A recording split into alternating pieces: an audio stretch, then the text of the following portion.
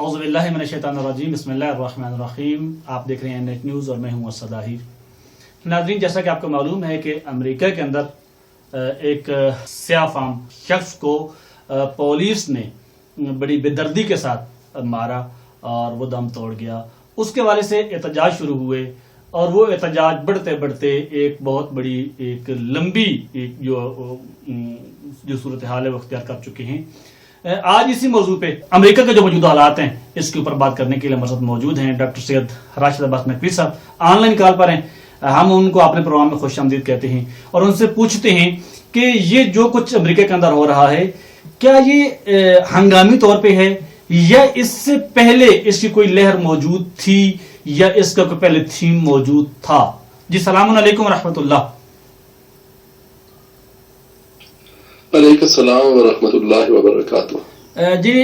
पूछना चाहूंगा आपसे डॉक्टर साहब कि ये जो कुछ अमेरिका के अंदर हो रहा है, जो मौजूदा कंडीशन चल रही है, ये हंगामी तौर पे उस एक जो वाकया हुआ उस वाकये के बाद से हंगामी तौर पे हुआ या नहीं, इससे पहले कोई थीम मौजूद था कि इसके ऊपर ये सब कुछ किया जाएगा और सब कुछ होगा।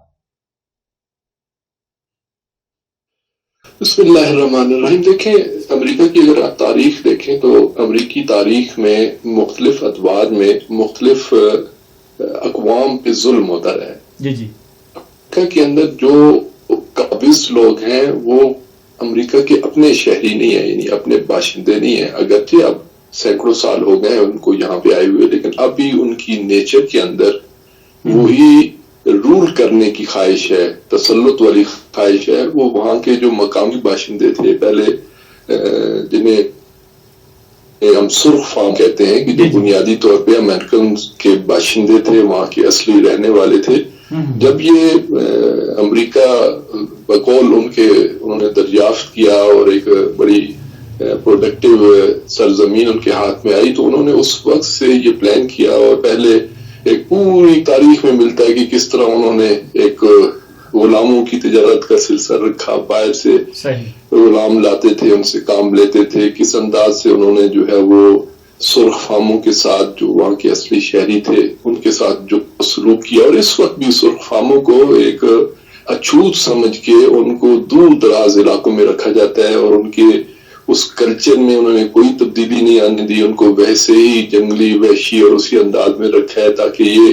अगर इनके अंदर शऊर आ गया, इनके अंदर सिविलाइजेशन आ गई, तो मुमकिन ये बाहर से आने वाले जो काबिज हैं उनके खिलाफ कोई मूव बना ले। तो ये एक तारीख में तो है। फिर दूसरी बात जिसको समझने की जरूरत है वो ये है कि जो अमेरिका का निजाम है वो बुनियादी तौर पर सरमायादाराना निजाम है। सरमायादाराना निजाम के अंदर आप अगर उस निजाम को पढ़ें और उसकी तारीख का जायजा लें और उस तारीख में जो इंसानियत पर जुल्म हुए हैं इस सरमायादाराना निजाम की वजह से, उसके नतीजे में इस वक्त अमरीकी मुआशरा बुरी तरह जकड़ा हुआ है इस सरमायादाराना निजाम। आप देखें कुछ अर्सा पहले जो वॉल स्ट्रीट एक मूवमेंट चली थी और उसमें कहा गया था कि 99% अमेरिकन जो है वो दूसरे और तीसरे दर्जे के शहरी हैं और 1% जो है वो रूल कर रहे हैं। तो इस वक्त भी अमेरिका के अंदर यही सूरत हाल है कि वही 1% रूल कर रहे हैं उसी सरमायादाराना निजाम की बुनियाद पे और 99% वहां पे मुस्तज़फ़ हैं, कुचले हुए लोग हैं, उनकी आवाज कोई नहीं सुनता, उनको कोई रास्ता नहीं मिलता। अब ये बहाने बनते हैं। कभी ओबामा के दौर में वो फर्गूसन वाला वाकया हुआ, अभी इस स्याह फार्म का वाकया पेश आया। तो ये मुख्तलिफ वक्तन फवक्तन ये जो अंदर का लावा होता है वो निकलता है, लेकिन इससे अमरीकी मुआशरे की जो साख्त है उसका बिलाखिर नतीजा ये निकलना है। आज नहीं कल इस लावे ने जब पूरे मुल्क के अंदर और 33-34 करोड़ आबादी के अंदर जब ये लावा फटेगा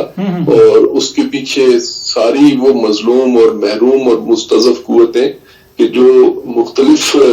कहीं पे वो स्याह फामों की सूरत में, कहीं पे वो जर्द फामों की सूरत में है, कहीं पे वो सुर्ख फामों की सूरत में है, तो ये सारी कुव्वतें जो कुचली गई हैं वहां पे, उनके खिलाफ जब ये सब इकट्ठे मिल के निकलेंगे तो इस निजाम का अंजाम तो شکست ہے. کیونکہ رہبر انقلاب اسلامی حضرت آیت اللہ العظمیٰ سید علی خامنہئی نے ایک بڑی خوبصورت بات کی تھی کہ یہ ایک اس ٹائٹینک جہاز کی طرح ہے جو بڑا ہے, جس کا بہت روب اور دبدبہ ہے, لیکن اس کا انجام جو ہے وہ ڈوب جانا ہے اور غرق ہونا ہے. صحیح ہے. پوچھنا یہ چاہوں گا ڈاکٹر صاحب کہ جو پہلے اس سے پہلے بھی مختلف جگہوں پہ ہنگامے ہوئے اور معاملات حالات خراب ہوئے, اور اس دفعہ جو حالات خراب ہوئے, ان میں فرق کیا ہے دونوں میں؟ دیکھیں, بنیادی طور پہ تو لوگوں کے نعرے وہی ہیں, وہ محرومیت کے نعرے ہیں. البتہ اس موومنٹ میں بھی جو ایک خامی یہ ہے کہ وہ پورے امریکی نظام کے خلاف ابھی نعرے نہیں آ رہے. ابھی مخصوص ایشوز کے خلاف جو ہے وہ باتیں آتی ہیں. مثلاً ابھی جو ہے وہ پولیس کے نظام کے خلاف ہے, یا عدلیہ کا جو نظام ہے اس کے خلاف زیادہ نعرے ہیں. پورے کے پورے نظام کے خلاف نعرے نہیں ہیں. جو میں پہلے عرض کر چکا ہوں کہ جب یہ سب لوگ اس نتیجے پہ پہنچیں گے کہ یہ پورا نظام فاسد ہے, یہ پورا نظام کرپٹ ہے, اس کے اندر صرف پولیس کو ٹھیک کرنے سے محروم اور مستضعف اور سیاہ فام اور رنگین فام جو ہیں وہ اپنے حقوق حاصل نہیں کر سکے. اس پورے نظام کو انہیں تبدیل کرنا پڑے گا. کیونکہ آپ دیکھیں, چند دن پہلے خود جو ابھی آئندہ کا امریکی پریزیڈنسی کا جو ہے صدارت کا جو امیدوار ہے جو بائیڈن, اس نے کی بات کی. اس نے کہا کہ یہ جو امریکہ کے اندر نسل پرستی ہے یہ سسٹمیٹک نسل پرستی ہے, ایک منظم اور منصوبہ بند ہے. یہ ایسے نہیں ہے کہ چند پولیس آفیسرز کی وجہ سے یا ایک دو گورنرز کی وجہ سے. یعنی خود جو بائیڈن اس چیز کو کر رہا ہے کہ یہ جو نسل پر کے اندر سے ہے, نظام کے اندر سے اس کو تقویت ملتی ہے اور وہ پھر مختلف وقفوں سے باہر آتی ہے. اس طرح تحریک اور سابقہ تحریکوں میں موومنٹ میں جو فرق ہے, ایک تو ان کے جسے کہتے ہیں کہ ڈیوریشن کے عنوان سے ہے کہ اس سے پہلے مثلا وال سٹریٹ چلی, وہ بھی اتنی لمبی نہیں چلی. اس کے بعد فرگوسن کے مسئلے میں اوباما کے زمانے میں جو چلی تھی وہ بھی اس کا دورانیہ کم تھا. اس کا دورانیہ زیادہ ہے. ایک اس کی بنیادی وجہ یہ ہے کہ جو ابھی تک چل رہی ہے اور اس کے اندر شدت ہی آ رہی ہے. دوسرے اس کا فرق یہ ہے کہ اس کی حمایت میں اس وقت دنیا کے مختلف ممالک میں بھی مظاہرے ہو رہے ہیں. یورپ کے اندر بھی آپ دیکھیں کہ مختلف یورپی ممالک میں سیاہ فاموں کے حقوق کے لیے یا اس موومنٹ کے لیے جو ہے وہ آپ کو حمایت نظر آئے گی. اور دوسرے ممالک کے اندر بھی اب اچھا خاصا اس پہ جو ہے وہ ایک احتجاج ہے, تنقید ہے. تو اس لحاظ سے میں سمجھتا ہوں کہ یہ سابقہ احتجاج جو ہوئے ہیں یا سابقہ موومنٹس ہیں ان سے یہ چند قدم آگے گئی ہے. اور اگر اس کے اندر شدت آ جاتی ہے, فرض کریں, اور کیونکہ امریکہ کے اندر اسلحے اور ہتھیار تقریباً 70-80% لوگوں کے پاس ہیں, اگر یہ مسلح کاروائی میں بدل جاتی ہے اور ملیٹنٹ موومنٹ میں اگر یہ تبدیل ہو جاتی ہے, تو یہ میں سمجھتا ہوں کہ پھر امریکہ کا یہ نظام اور یہ انتظامیہ اس موومنٹ کو نہیں سنبھال سکیں گے. صحیح. پوچھنا چاہوں گا ڈاکٹر صاحب آپ سے کہ عالمی سطح پر کیا ریئیکشن آ رہا ہے, کیونکہ یہ تو خود انسانیت کا لمبردار تھے, اور جب اس کے اندر یہ سب کچھ ہو رہا ہے تو عالمی سطح پر کیا دیکھا جا رہا ہے اس حوالے سے؟ دیکھیں, اصل میں ایک تو یہ کہ 2-3 اصطلاحیں ہیں عالمی سطح پہ. جب ہم بولتے ہیں تو ہم یہ کہتے ہیں کہ عالمی برادری ہے, ایک ہم کہتے ہیں عالمی ادارے ہیں, ہم ایک بات کرتے ہیں عالمی حقوق کے ادارے ہیں, ایک ہم بات کرتے ہیں کہ جو دنیا کو تقسیم کر دیا گیا ہے مغرب مشرق میں. آپ ان ساری تقسیموں کو اگر دیکھیں جو میں نے عرض کی ہیں, یونائٹڈ نیشن میں بھی اس کے خلاف بیان آیا ہے, ایک نہیں بلکہ 2 دفعہ. یو این او کے سیکرٹری جنرل نے گوتریش نے اس پہ امریکہ میں جاری نسل پرستی پہ انہوں نے اعتراض کیا ہے اور اس پہ اپنی تشویش کا اظہار کیا ہے. عالمی اداروں کے اندر جیسے میں نے یو این او کے لے کے دوسرے اداروں کے اندر جہاں کہیں پہ بھی یہ آواز جاری ہے تو وہ نسل پرستی کے خلاف ایک اجتماعی رائے سامنے آ رہی ہے, اس میں کوئی دوسری رائے نہیں ہے. رائے عامہ کا ہم جو ہے وہ جائزہ میڈیا کے ذریعے سے دیکھتے ہیں. اس وقت سوشل میڈیا کے اندر جتنی حمایت سیاہ فاموں کو ملی ہے, یہ شاید تاریخ میں کبھی اس سے پہلے اتنی حمایت عوامی سطح پہ رائے عامہ نے اتنی حمایت ان کو نہیں دی تھی, اور اس کی جو ہے وہ ہم نے میڈیا کی صورت میں اس کو دیکھا بھی ہے, اس کا جو جس انداز سے وہ دنیا کے سامنے پیش ہوئی ہے. ایک ہی ہوتا ہے کہ کسی ملک کے اندر ہوتی ہے وہیں پہ دب کے رہ جاتی ہے, لیکن اس دور میں سوشل میڈیا نے اس کو واضح ہو کہ جیسے محسوس ہوتا ہے کہ ہر جگہ پہ اس کے خلاف نفرت کا اظہار کیا گیا ہے. تو اس میں یقیناً ایک تو ٹرمپ صاحب کی ماضی کی جو احمقانہ پالیسیاں ہیں, لوگ ذہنی طور پہ پہلے ہی ان کی پالیسیوں سے متنفر تھے, اس واقعے نے ان کی نفرت میں اضافہ کیا. اور اس وقت میں سمجھتا ہوں کہ دنیا کے جو عالمی لیڈر ہیں ان میں سے سب سے منفور ترین اور جس سے سب سے زیادہ نفرت کی جا رہی ہے وہ امریکہ کے پریزیڈنٹ ٹرمپ ہی ہیں. بالکل ایسے. اس کا حل کیا نکلے گا ڈاکٹر صاحب, کس طرف جائے گا یہ؟ دیکھیں اس وقت جو عالمی سطح پہ جو صورتحال بن رہی ہے, امریکہ کے اندر بھی 2 پولز بنانا چاہتے ہیں, 2 قطبی ایک معاشرہ بنانا چاہتا ہے. یعنی یہ ٹرمپ کی بھی خواہش ہے اور ٹرمپ کے پیچھے جو تھنک ٹینک ہیں ان کی یہ خواہش ہے کہ امریکہ کو 2 پولز میں تقسیم کر دیا جائے, ایک سفید فام اور ایک رنگین فام. اب دیکھیں وہاں پہ جو رنگین فام یا جن کو ہم ان میں سے ایک حصہ سیاہ فاموں کا بھی ہے, میکسیمم وہ 13 سے 15% بنتے ہیں پوری آبادی کا. صحیح. اب باقی ساری آبادی جو ہے وہ سفید فاموں کی ہے. پولیٹیکلی آپ دیکھیں تو جو 2 پول بنیں گے, اگر سیاہ فام ایک طرف آ جاتے ہیں, سفید فام ایک طرف چلے جاتے ہیں, تو جو بھی سفید فاموں کی رائے یا ووٹس لینے میں کامیاب ہو جائے گا وہ یقیناً سیاست میں کامیاب ہے. یا اگر ہم پریزیڈنٹ کے ووٹس کی بات کرتے ہیں تو وہ یقیناً اس کو 85 میں سے جو ہے نا ووٹ لینے 13% فرض کریں, 15% اس کے مخالف ہیں, فرض کریں سب کے سب سیاہ فام بھی اس کے خلاف ووٹ دیں, تب بھی مشکل سے سیاہ فام اور رنگین فام سب کو ملائیں تو یہ 20% سے نیچے ہی رہتے ہیں. اب ایک لحاظ سے تو ٹرمپ کی یہ سازش ہو سکتی ہے کہ اس طرح ملک کے اندر فضا بنا دے کہ وائٹس جو ہیں, جو سفید فام ہیں, وہ سارے کے سارے ٹرمپ کے ساتھ کھڑے ہو جائیں اور باقی جو ہیں وہ مقابلے میں دوسرے کینڈیڈیٹ کے ساتھ ہوں. ایک یعنی جو خطرناک سازش ہو سکتی ہے وہ یہ ہو سکتی ہے, اور آئندہ کے مظاہروں کو اس انداز سے بھی میں نے کیا جا سکتا ہے کہ اس کے اندر وائٹس اور سیاہ فام اور سفید فام اور سیاہ فاموں کے درمیان اتنی شدت اور اتنی دوری اور ان کے اندر کلیش کی صورتحال پیدا ہو جائے کہ یہ دونوں اپنے آپ کو دوسرے کے دشمن سمجھتے ہوئے سفید فام سب کے سب جو ہے وہ ٹرمپ کے ساتھ کھڑے ہو جائیں. دوسرا یہ ہے کہ اگر سفید فاموں کے اندر بھی اس وقت کورونا کی بد انتظامی کی وجہ سے ٹرمپ کے لیے کچھ زیادہ مثبت رائے نہیں ہے, یعنی ان کی محبوبیت یا ان کی جو پاپولیرٹی ہے وہ کم ہوئی ہے. اب اگر جو بائیڈن فرض کریں سفید فاموں کے اندر ایک بڑی تعداد میں ووٹ توڑ لیتے ہیں اور اس کے نتیجے میں ڈیموکریٹس جو ہیں وہ اپنا امیدوار بنانے میں کامیاب ہو جاتے ہیں, تو پھر ایک نیا سینیریو بن جائے گا. لیکن اصل جس کی طرف ہمیں توجہ رکھنی چاہیے وہ اس سسٹم کے اندر موجود وہ نقائص,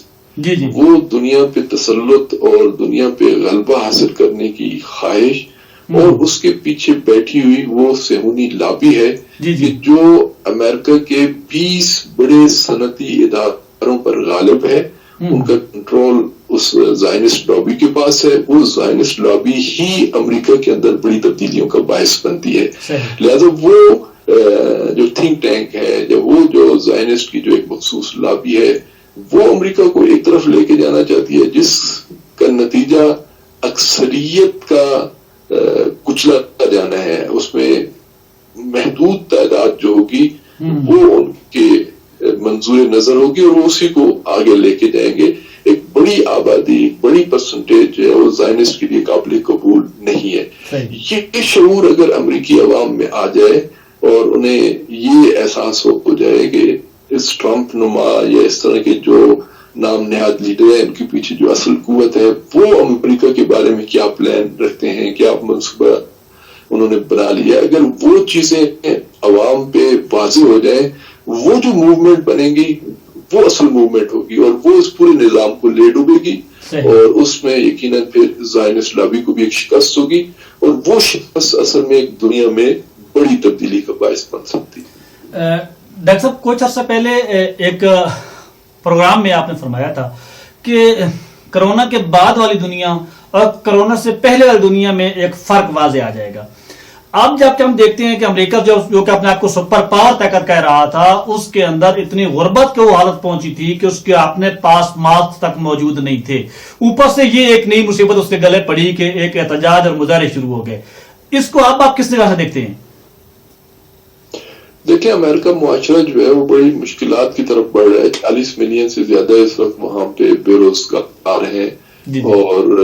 پورا جیسے کہتے ہیں اقتصادی نظام جو ہے وہ بدستور ابھی تک دباؤ میں ہے۔ یعنی ابھی کرونا چلیے کہ وہاں پہ کوئی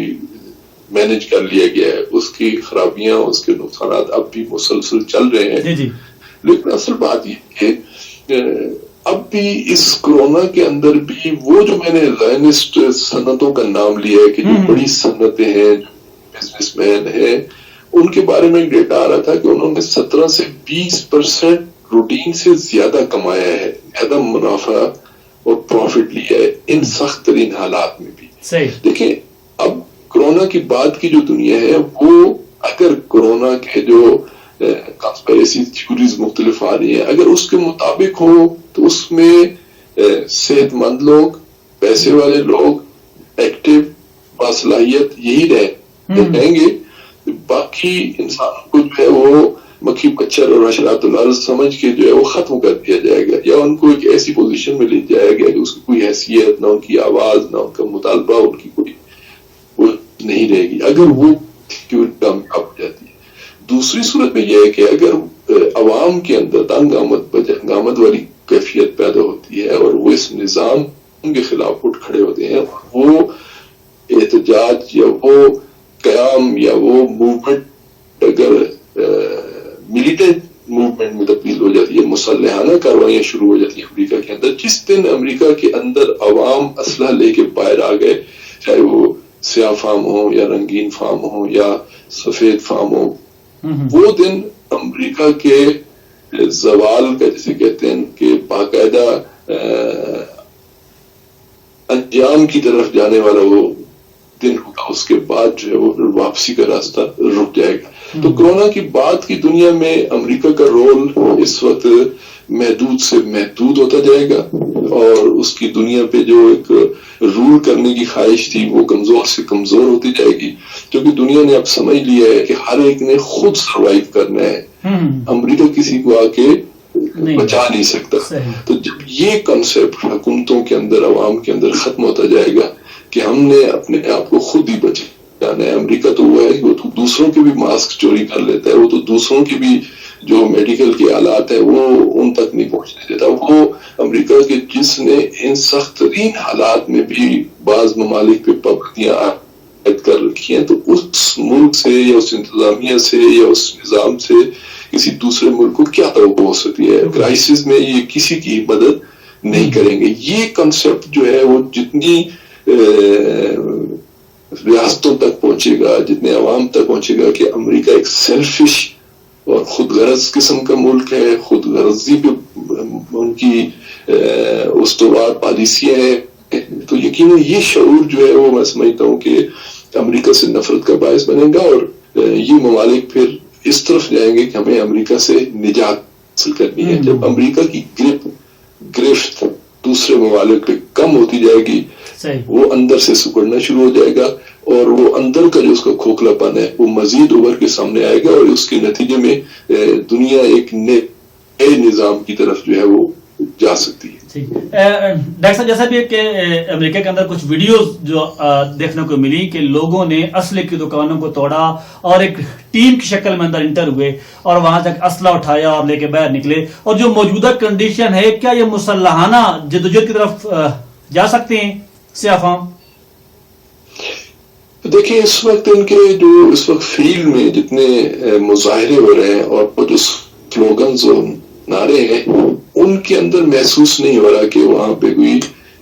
تحریک جلدی شروع ہو جائے، کیونکہ ان کے نعرے میں نے پہلے بھی عرض کیا ہے کہ پولیس کی اصلاحات، پولیس کے نظام میں اصلاحات ہیں یا عدلیہ کے نظام میں علاوہ ان کے کوئی بڑا نعرہ ابھی تک